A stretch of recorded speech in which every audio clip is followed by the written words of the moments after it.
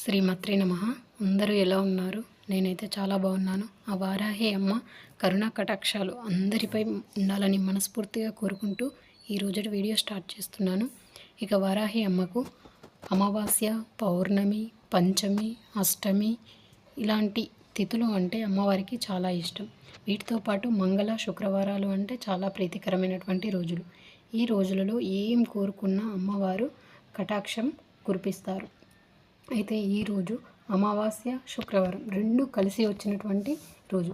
ఇలాంటి అద్భుతమైనటువంటి ఎంతో పవర్ఫుల్ శక్తి ఉన్నటువంటి రోజున అమ్మవారికి ఇష్టమైనటువంటి ఈ మంత్రాన్ని జపించినట్లయితే అమ్మవారు మనకు ఉన్నటువంటి కష్టాల నుంచి, కోరికల సమస్యల నుంచి విముక్తిని లభిస్తుంది. దానికి వెంటనే దారి చూపెడుతుంది. ఎవరైతే మన వీడియోని చూస్తున్నారో ప్లీజ్ లైక్ చేసి, షేర్ చేసి, కామెంట్ చేయండి. కొత్తగా చూసేవాళ్ళు ప్లీజ్ సబ్స్క్రైబ్ చేసుకోండి. ఇక అమ్మవారికి ఈ మంత్రం చెప్పడం వల్ల జరిగేటువంటివి ఏంటివి అంటే ఆర్థిక కష్టాలు తొలగుతాయి. ఏమైనా భూ వివాదాలు ఉన్నట్లయితే తొలగిపోతాయి.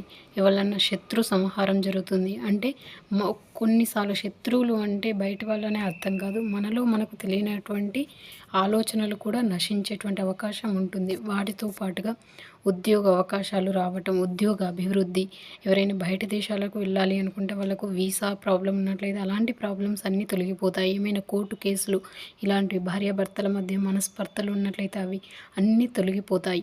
అలాంటి శక్తివంతమైనటువంటి మంత్రం ఏంటి అంటే మీరు వీడియో చూసినప్పుడు ఇవన్నీ తెలుసుకోకుండా డైరెక్ట్ మంత్రమే చూస్తే అసలు అది దేనికి యూజ్ అవుతుందో అనేది తెలియదు. సో అలాంటి స్కిప్ చేయకుండా చూస్తే పూర్తిగా మీకే అర్థమవుతుంది.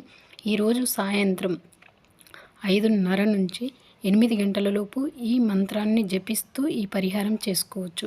ఏం లేదు, దగ్గరలో ఏదైనా మర్రి చెట్టు ఉన్నట్లయితే మర్రి చెట్టు యొక్క ఆకులను తెచ్చుకొని దానిపైన మట్టి ప్రమిదను ఉంచి నువ్వుల నూనెతో కానీ లేదా నెయ్యితో కానీ దీపాన్ని పెట్టండి.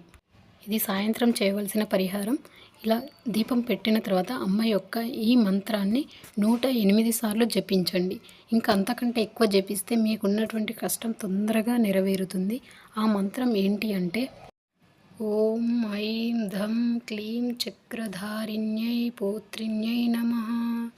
ఓం ఐం ధం క్లీం చక్రధారిణ్యై పోత్రిణ్యై నమః.